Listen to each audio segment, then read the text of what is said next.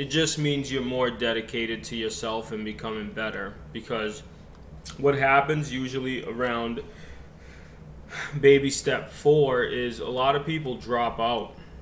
The reason being, I think, is just because it's a lot of work. You have your regular life and then you got to do this stuff. But if you do it right, then you're not going to have to work. Michelle knows this. Michelle T. And Michelle D. And Mindy. And Gabe. And Arthur. And Amanda. Everybody. All right. So baby step number 4 is invest 15% of your household income in Roth IRAs and pre-tax retirement plans. Let's go over the baby steps really quick. Number 1 is save $1,000 in your emergency fund. Okay? If anybody did it, you can raise your hand or say it in the chat. If it makes you feel awesome, say I feel awesome in the chat. So the first step is save $1,000. For some people it's easy, for some people it's not so easy. It was nice.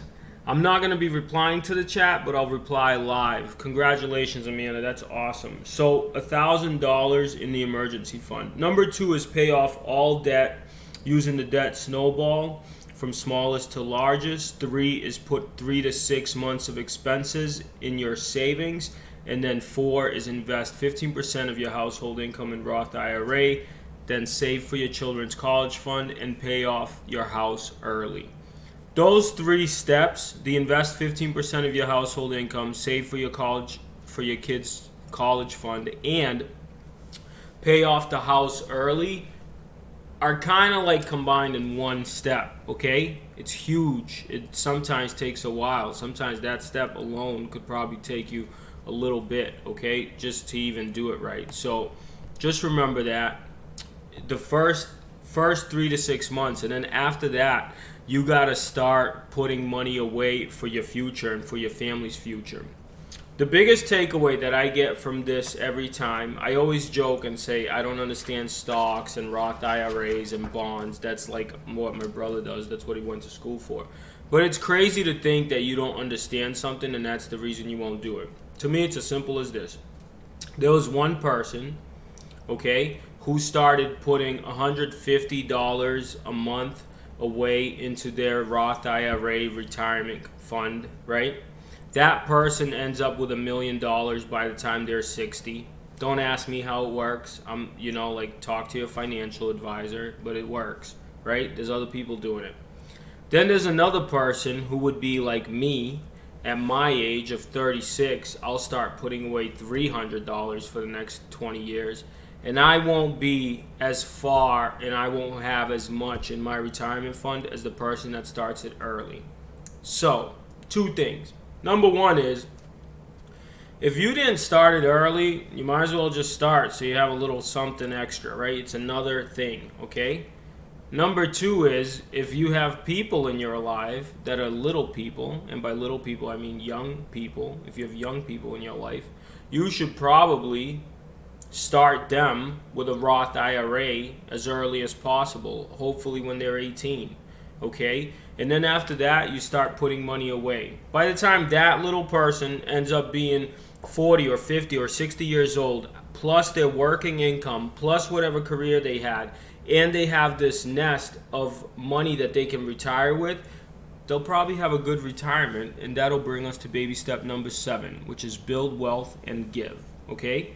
So what I'm going to do because of this class now is I'm going to start looking into a Roth IRA because I have my 3 to 6 months of expenses. I paid off all my debt using the debt snowball. And now I'm working on my house and I'm going to work on this. The college fund, my personal plan is just to buy real estate. That's my goal, to buy real estate, and then that is going to pay for my son's college. But I'm probably going to make him pay for his own college. You know what I mean? He'll have to work for it. I'm not just giving money away here. I'm not Mother Teresa. All right.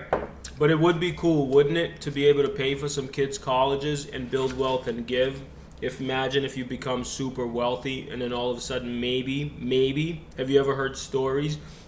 My friend Dr. Ivan Meisner, who started BNI, was telling me that you know, his life went pretty well. The guy became really successful over time. He actually made a lot of his money through real estate, more money through real estate than through BNI.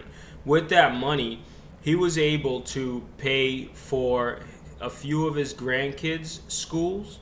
He was able to pay for all of his kids. I think he has 3 kids, college, okay?